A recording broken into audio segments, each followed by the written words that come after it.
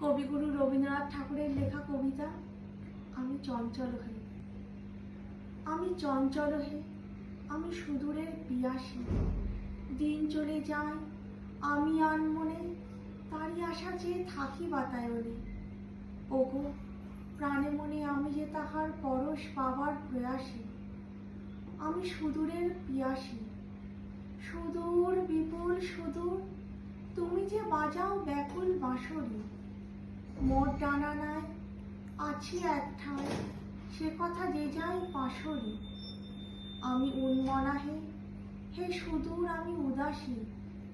রৌদ্র মাখানো অলস বেলায় তরু মরমরে ছায়ার খেলায় কি মূরতি তব নীলাকাশায়ী নয়নে উঠে গো আভাসী। হে সুদূর আমি উদাসী, সুদূর বিপুল সুদূর তুমি যে বাজাও ব্যাকুল বাঁশরি।